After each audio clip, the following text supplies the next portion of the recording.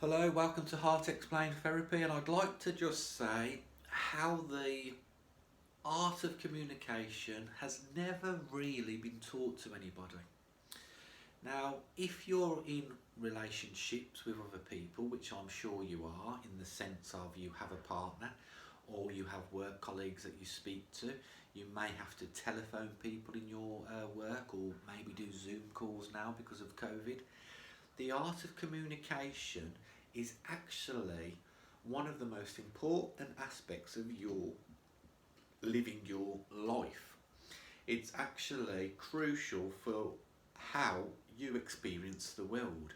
If you don't communicate successfully, you won't have great relationships, you won't have a great life. That's how important communication is. Now, if you think back to your childhood in your education, you never really got trained to communicate. You got trained to write, pronounce words, uh, have some sort of morals and manners, if your parents had morals and manners, that is. But the art of communication would be based on your educational and your class of who you are. And you see, I've worked now for 10 years in care for elderly patients with dementia, 3 years in care for people with learning difficulties and brain injuries, and a year in the prison as a prison officer speaking to prison officers and prisoners. And I've developed, obviously through being a therapist and a life coach, the skills to talk to so many different people. And I've come to an amazing conclusion that I see every day in life. We don't actually know the art to communicate. What happens for me in a conversation and what I see as the simple analogy of life in a conversation is that when the other person speaks, the other person actually isn't listening. Now, this sounds crazy. You'd think, how are we even conversing at all? But I'm going to tell you, the other person isn't listening because one, they don't respect anything you say, which could be important. They don't respect themselves enough to respect you as a person. That's one aspect. Two, they could be suffering with some sort of emotional inner dialogue that is affecting their availability to be there for you in the present moment to listen, a second aspect of life. Thirdly, they have an inner dialogue that is just latched onto the first bit that you've said. So if you say a sentence like, I went to Tenerife and I ended up hating it that much that I've never gone back there. And if this conversation goes on and on, the other person, the listener, the receiver, has latched onto an element that they can respond to, i.e. they went to Tenerife, or i.e. he's speaking about holidays. The purpose of the sentence could have been your feeling of an experience in the swimming pool and how you discovered a fear of drowning. The other person will respond on, oh, when I went to Tenerife, I had a lovely hotel, and it would be completely different to your point of the sentence. Now, if you're aware of this and you can start to see this, you'll see it actually happens all the time. People have already, they're nodding at you, but they're not actually there, they're not listening. I've seen other people look away. I've actually been hung up when I've been midway through conversation. It seems that we're racing in our mind to the next point, and we're racing in our life to the next point. So we haven't got time anymore.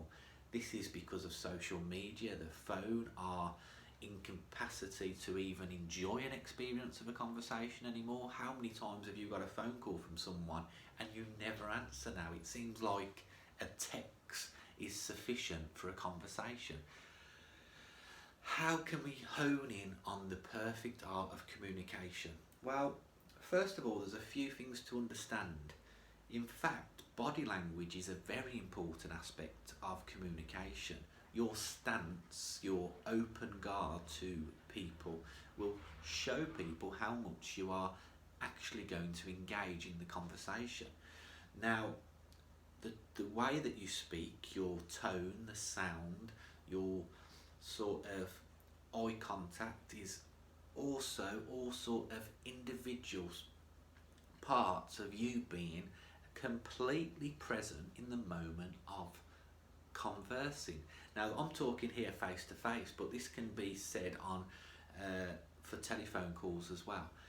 How many times can you be lost with the plans of what to do when you're having a conversation? It's almost like you're just not there. So, how can we reverse what's so natural to us now? You've got to remember that when you're having a conversation, at the start of a conversation, you're not really resolving any conflict. You're just saying words. And unfortunately, words have a beautiful way of triggering emotions. So you're in an emotional state, and words can add to an emotional state. This is a vital part of communication that we just don't know. If you can pass on a message of words, regardless of with the trigger of the conversation leading to any emotions being triggered, you would be able to communicate actually quite beautifully, because people would connect the words in their head to their vocab and realise that it means absolutely nothing other than making a point of a conversation flowing forward. It's even difficult to tell you the art of communication, that's how difficult it is. But it's all about this flow. It's all about being present, dropping all your inner dialogue, listening, and then speaking from the last portion of the sentence. Now, academically, you are learnt to write with a start, your point of the essay, a middle ground, your arguments. The third part of this will be where you have got your arguments from, and the fourth part is some sort of conclusion. I feel that a conversation ends up being, can we get the conclusion in the first bit so nothing else has to happen, and you have to conclude to my idea. And because we are so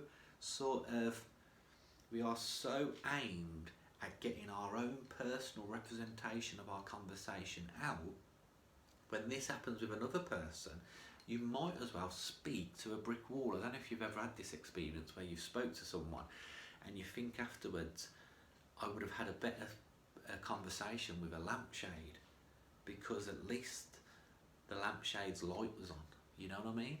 And and it's just this inner fog and dialogue and emotions, and again with just the lack of being present in the moment and actually being sincere enough to listen. And also I think it has a lot to do with respect. Sometimes people will mention a subject, and because you don't give a shit about that subject, you'll just switch off.